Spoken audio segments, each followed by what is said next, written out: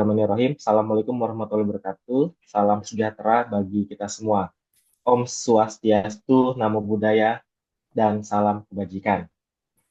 Pada kesempatan yang baik ini, saya didampingi oleh kolega saya, Amalia Fajratin Najiha, yang berperan sebagai penulis pertama dalam kegiatan Konferensi Linguistik Tahunan Atmajaya ke-23. Adapun dalam kesempatan ini, saya dan teman saya, Amalia, akan menyajikan materi dengan judul Penggunaan Gaya Bahasa Figuratif dalam Wacana Kampanye Pemilihan Umum periode tahun 2024-2029 di Kota Jayapura. Kemudian untuk sajian materinya, saya akan memberikan kesempatan kepada teman saya, Amalia Fajriati Najiha. Silakan bisa disesuaikan. Baik, terima kasih. Sebelumnya, Assalamualaikum warahmatullahi wabarakatuh. Salam sejahtera bagi kita semua. Yang kami hormati moderator kita pada eh, seminar hari ini, yaitu Ibu Ana Marieta da Silva, dan juga seluruh peserta Kolita 23. Baik, langsung saja. Terima kasih Pak Danu atas kesempatannya juga. Kali ini saya akan memaparkan hasil penelitian kami yang berjudul Penggunaan Gaya Bahasa Figuratif dalam Wacana Kampanye Pemilihan Umum di Kota Jayapura. Langsung saja untuk bagian pendahuluan, di sini ada beberapa poin latar belakang yang kami paparkan. Yang pertama yakni adalah bahwa Indonesia telah melaksanakan pemilu dan pilpres pada tahun untuk periode 2024 hingga 2029 seperti yang sudah kita laksanakan bersama. Kemudian adanya pemilu dan pilpres ini tentunya terjadi kampanye politik yang didominasi oleh penggunaan bahasa persuasif pastinya, baik melalui media sosial maupun media cetak ya, berbagai media. Kemudian pada kenyataannya media konvensional seperti baliho dan poster nyatanya tetap efektif dan digunakan dengan tujuan untuk menjangkau seluruh lapisan masyarakat. Selanjutnya, media-media konvensional ini tentunya diaplikasikan atau diterapkan di ruang publik ya, artinya ruang publik ini menjadi lokasi strategis dalam penyebaran baliho karena fungsinya sebagai tempat aktivitas masyarakat. Selanjutnya dilihat dari sisi bahasanya, bahasa kampanye dalam baliho itu dirancang untuk mudah dipahami dan mampu mempengaruhi masyarakat. Kemudian latar belakang terakhir yaitu bahasa figuratif digunakan untuk memperkuat daya tarik dan efektivitas pesan kampanye karena berisi pesan secara tidak langsung, estetis, dan simbolik. Berikutnya, kami rumuskan 3 tujuan dari penelitian ini. Yang pertama adalah untuk mengidentifikasi gaya bahasa figuratif dalam baliho kampanye yang tersebar di Kota Jayapura. Kemudian bagaimana peran gaya bahasa dalam membentuk citra politik. Selanjutnya yang ketiga adalah untuk mengetahui keterkaitan bahasa figuratif dengan budaya lokal yang ada di Kota Jayapura. Selanjutnya, metode penelitian yang kami menggunakan pendekatan kualitatif. Kemudian metode analisis yang kita gunakan adalah menggunakan analisis stilistika dengan fokus pada identifikasi dan kajian gaya bahasa figuratif serta menelaah fungsi estetika dan retoris dalam membentuk citra politik. Teknik pengumpulan data ada dua, yakni dokumentasi dan juga observasi. Dokumentasi yang kita lakukan yaitu mendokumentasikan 48 baliho yang tersebar di ruang-ruang publik yang ada di Kota Jayapura secara random begitu. Kemudian teknik observasi juga kita gunakan untuk menelaah konteks visual dan mengkaji interaksi baliho sebagai media politik di ruang publik. Analisis data kita menggunakan pendekatan tematik dengan alur adanya reduksi data, kemudian penyajian hingga penarikan kesimpulan. Nah, ini adalah hasil dari penelitian kami untuk rumusan yang pertama, yaitu identifikasi gaya bahasa figuratif yang ada di 48 baliho yang tersebar di Kota Jayapura. Di sini saya tampilkan beberapa sampelnya saja, tidak seluruhnya. Ya, bisa dilihat bersama. Kami pisahkan dari partainya, kemudian calegnya siapa, dan transkripsi balihonya seperti apa. Seperti yang di nomor pertama, ada dari Partai Gerindra dengan caleg Johannes Robert Way.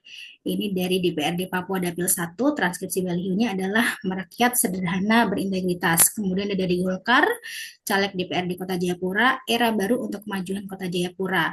Dari Demokrat juga ada, saya titip Ibu Yulce Wenda dan Partai Demokrat untuk Rakyat Papua, dan seterusnya. Ini saya tampilkan beberapa yang lainnya juga sampai di nomor 13 dari berbagai macam partai dan uh, para calon legislatif yang ada seperti itu. Kemudian yang berikutnya adalah kita mengasih karakteristik ya bahasa figuratif yang ada di wacana kampanye ini.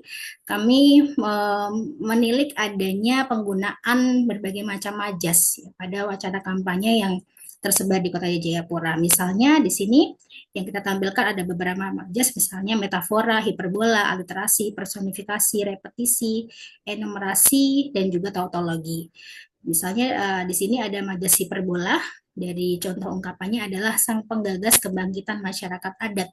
Ini dari Partai Nasdem. Kemudian penjelasannya adalah kenapa disebut ini majas hiperbola, karena menggunakan pernyataan berlebihan untuk memberikan efek dramatis. Kemudian juga ada majas personifikasi, misalnya di sini ada matahari tak pernah ingkar janji. Karena memberikan sifat manusia pada matahari ini ya kepada yang non manusia untuk menonjolkan karakter konsistensi. Kemudian juga ada majas repetisi, saya tahu, kita kenal, kita pilih. Di sini ada pengolahan kata kita gitu ya, pengulangan kata ini untuk memberikan penegasan dan membangun ingatan pada audiens. Kemudian juga yang terakhir ada majas tautologi, Golkar menang, rakyat sejahtera. Nah, di sini seolah-olah ada hubungan ya, apabila Golkar menang maka rakyat akan sejahtera gitu ya, atau penjelasannya secara detailnya adalah mengulang gagasan dengan kata-kata berbeda untuk mempertegas hubungan antara kemenangan dan kesejahteraan itu. Baik, kemudian di sini ada juga analisis beberapa bahasa figuratif ya sebagai strategi persuasi yang digunakan. Di sini kami kelompokkan yang secara umum muncul ada majas metafora, personifikasi, hiperbola, enumerasi. Dengan contoh ini salah satunya matahari tak pernah ingkar janji, metafora untuk menekankan keandalan. Ini dari Partai PAN. Kemudian juga yang berikutnya untuk membentuk persepsi dan koneksi emosional. Jadi bahasa figuratif ini digunakan untuk membangun kedekatan emosional antara calon legislatif dan masyarakat gitu ya. Contohnya, mari kerja satu hati, satu jiwa, dan satu tubuh untuk Papua. Jadi ada ajakan gitu ya kepada masyarakat, ada kata mari gitu. Kemudian juga ada yang sifatnya solidaritas dari Partai Demokrat, bersatu berjuang menang. Gitu ya, ada semangat kolaboratif dan optimisme. Ini juga ada dari Nasdem. Kemudian berikutnya bahasa figuratif juga digunakan untuk membangun citra politik secara strategis, yaitu menampilkan sifat positif kandidat melalui pemilihan kata yang khas. Contoh kata khasnya adalah generasi muda berkarya sederhana, merakyat. Kemudian ada integritas dan kedekatan rakyat, ini itu dari Gerindra ya, untuk membangun integritas dan kedekatan rakyat maksud saya. Kemudian ada juga dari Golkar, Golkar menang, rakyat sejahtera, yang sebelumnya tadi juga sudah dicontohkan. Ini untuk mengaitkan kemenangan dengan kesejahteraan, tautologi tadi ya. Kemudian juga tujuannya adalah untuk mengadaptasi nilai lokal Kota Jayapura. Jadi ada beberapa bahasa figuratif yang digunakan itu, ada nuansa lokal, bahasa lokal dari Kota Jayapura itu sendiri ya. Contohnya, saya ada karena pace, mace, kakak, ade, dorang. Jadi menggunakan kata sapaan dari bahasa lokal yang ada di Kota Jayapura. Ini untuk menunjukkan suatu kedekatan budaya. Nah, bahasa ini digunakan oleh Partai Gerindra gitu ya. Kemudian ada yang lainnya lagi, itu untuk pendekatan lokalitas dalam bahasa kampanye. Kemudian ada penggunaan majas hiperbola dan penyingkatan, tadi sudah disinggung sebelumnya. Kemudian bahasa lokal dan imperatif sebagai alat afirmasi. Gitu ya. Secara keempat yaitu adalah tegangan antara lokalitas dan regulasi bahasa.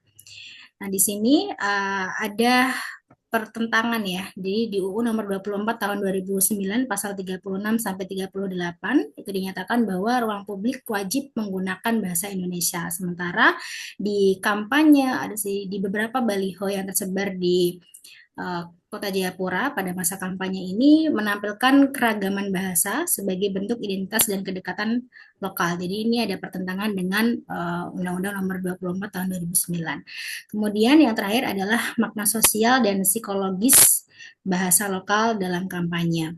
Untuk sisi sosialnya, ini untuk menciptakan koneksi emosional antara kandidat dan warga, kemudian dari sisi psikologis, yaitu untuk membangun pengalaman intelektual dan keterlibatan budaya pemilih. Itu saja, selanjutnya bagian kesimpulan dan saran, saya serahkan kepada Bapak Danu. Ya, terima kasih atas kesempatan yang diberikan, Ibu Amalia. Jadi, kesimpulan penelitian yang sudah kami buat terdapat 4 poin utama. Yang pertama adalah gaya bahasa figuratif memainkan peran strategis dalam menyampaikan pesan politik secara persuasif dan estetis. Poin kedua, majas seperti metafora, hiperbola, repetisi, dan enumerasi membangun citra positif dan koneksi emosional dengan masyarakat. Poin yang ketiga adalah bahasa figuratif memperkuat konteks budaya lokal. Contohnya penggunaan istilah pace, mace, dan frasa seperti suara torang, suara BF. Kesimpulan yang terakhir adalah pendekatan ini menciptakan komunikasi politik yang otentik, relevan, dan sesuai dengan pluralitas budaya di Kota Jayapura. Adapun saran yang bisa diberikan berkaitan dengan penelitian yang sudah kami lakukan, terdapat 2 poin utama.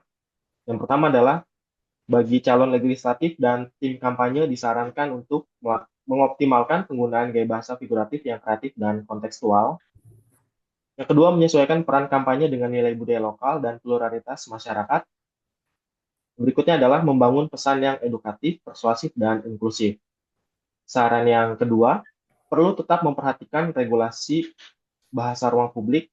Hal ini disesuaikan dengan Perundang-undangan Nomor 24 Tahun 2009 tanpa menghilangkan kultural pesan kampanye.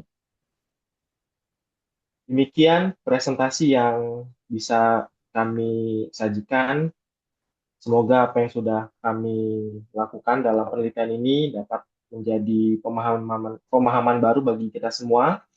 Dan terima kasih kepada seluruh panitia penyelenggara Polita Atmajaya yang telah memberikan kesempatan kepada saya dan Amelia.